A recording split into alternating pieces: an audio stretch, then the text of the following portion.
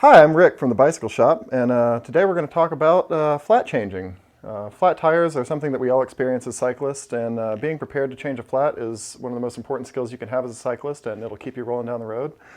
The first thing to do is note what kind of tubes you need. Preparation is key to being able to successfully change a flat. You need to look at the valve type on your tire, and that's where you put the air in. And there are two different kinds. There's one that looks like what you have in your car. That's called a Schrader valve. It's a little bit wider, it's got rubber coming all the way up to the threaded portion.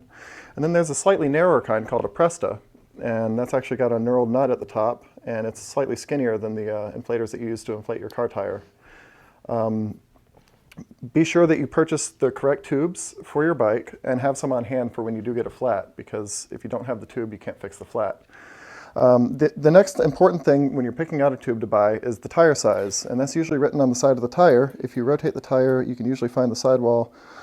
This is a 700C tire. It's a 700 by 38, and that's actually written clearly on the side of the tire. So the next thing you want to do is, when you're riding along and you find that you've gotten a flat, you want to be able to remove the wheel from the bike. So the first step is you want to shift the bike into the highest gear possible. And that's the smallest gear on the back. So we're going to shift the gear into the small gear in the back. And what that does is that puts the chain on the outside and it puts it in the smallest gear to make it easy to remove. The next step is we're going to disconnect the brakes. To disconnect the brakes on most bikes, you're going to squeeze the brake caliper together like this, and then you're going to remove the cable. So with the brake loose, the chain in the smallest gear, we can now remove the wheel from the bike.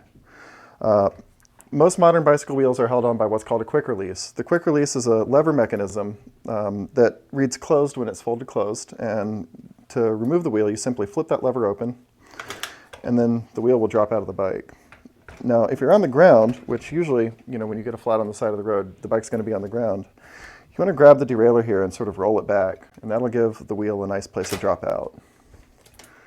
So we've got the rear wheel out of the bike. We've got our flat tire.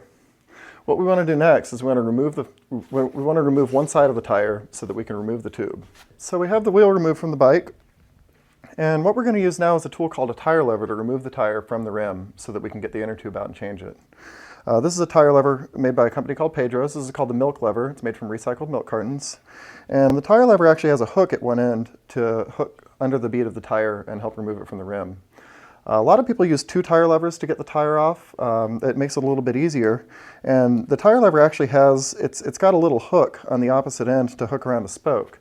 So what we're going to do is we're going to use the tire lever and we're going to stick it in there and we'll hook it around the spoke like this. And then you want to just go a little bit further down the tire with your second lever.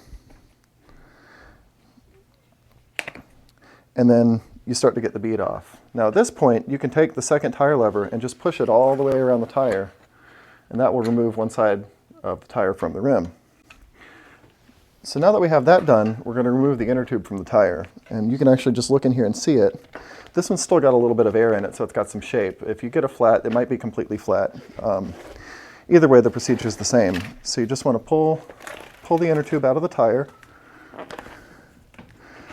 Now at this point, before I pull the valve out, I like to pull the tube out right here and hold it in relation to the rim. And then if you have a pump handy, you want to actually blow the tube up with the pump to try to find out where the puncture is. And in doing so, you can actually find out where the hole is in the tube, and then you can actually trace that back to the tire to find out where the puncture might be. So if you have a thorn or a piece of broken glass, chances are that's going to still be in the tire. And so you want to be able to get that out so when you put the new tube in, you don't just puncture it right over again. So another type of flat you might experience in addition to the puncture flat is what's called a pinch flat. So when you've gotten the tire off of the rim and then you've removed the tube and you're trying to find the source of the flat, if you find two parallel punctures, that's actually the result of riding the tire underinflated. So one of the most important things you can do to prevent flats is to actually check your tires every time you ride and inflate the tires to the appropriate pressure. The appropriate pressure is listed on the side of the tire, and then you just pump them up using a pressure gauge, on a bicycle pump. Pinch flats are only caused by underinflated tires. If you put enough air in your tires, 95% of the time you won't get a pinch flat. So now what we're going to do is we're going to install a new tube. So the first thing, we're going to take it out of the box, and it comes all folded up. And so what we're going to do before we put the inner tube in is we're actually going to put a little bit of air in the tube just to give it shape. You don't want to put a lot of air in because you'll have a hard time installing it, but we're just going to put a little bit of air in there. So I'm going to reach down and grab my pump here. Connect the pump. Just give it a couple pumps. Really, it's just enough to make it round. Any more than that, it's going to make it really difficult to reinstall. So we'll set the valve cap right there. So the first thing you want to do is you want to put the valve stem where it goes in the rim. So pull back the tire and you can see the hole there. And so we're going to stick the valve into the rim, and then we're going to peel that back over the inner tube, and then we're just going to put the tube into the tire all the way around the rim. Just sort of tuck everything into place like it was when we found it originally.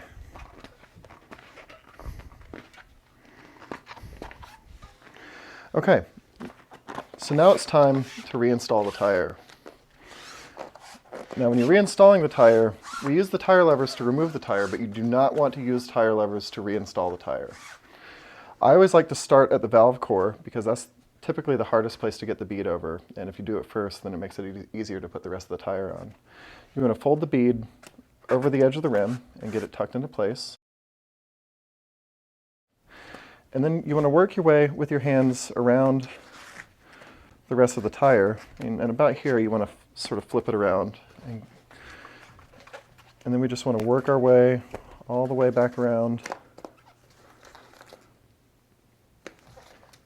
And then the bead just rolls over like that. Now depending on the wheels, the tires, and the rims that you have, this could be a little bit more difficult than that, but you want to make sure not to use any tools when you do reinstall the tube. Otherwise you can pinch the tube and you could end up in the same situation you started with.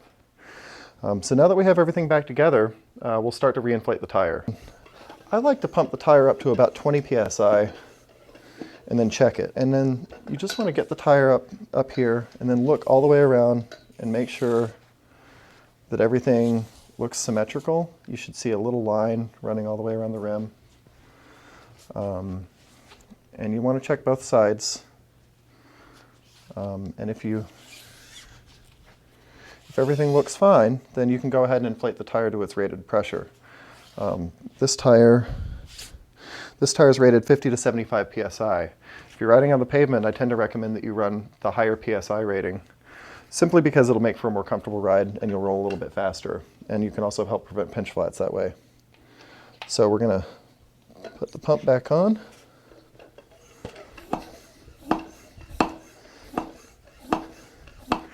Okay, so we've got the tube reinstalled in the tire, got it pumped up to the proper pressure. Now we're going to reinstall the wheel on the bike, and then we can keep riding. So you want to grab the rear derailleur of the bike and you want to pull the cage down a little bit, and this will buy you a little bit of chain and it'll make a loop. You want to put the rear axle of the wheel through this loop of chain that you have here, and then you want to lift it up and sort of let the gear catch on the chain, on the upper part of the chain, as you pull it into the frame. And then you just want to lift up as you pull the axle into place. Now with the rear wheel, you shouldn't have to adjust the quick release at all. It should be properly adjusted when you remove it. But just in case, when you fold the quick release lever closed, it should get tight around halfway. And then you should push it the rest of the way home. So the rear wheel is clamped in the bike now. The next step is to reconnect the rear brake. You want to grab the rear brake, and we're going to do this just exactly the opposite as the first. So you want to squeeze the caliper together so that the pads are touching the rim, and then you want to flip this guy up over the noodle there, and then just give the brakes a squeeze just to make sure they still work. And then spin the wheel just to make sure nothing's rubbing. If you do put the wheel back in and the brakes rub, that means you probably have the wheel in crooked, so you just want to loosen the quick release again and just make sure the wheel's all the way in its dropout. And then fold it back tight. So that's it. You fixed your flat and you can continue riding and enjoying your day.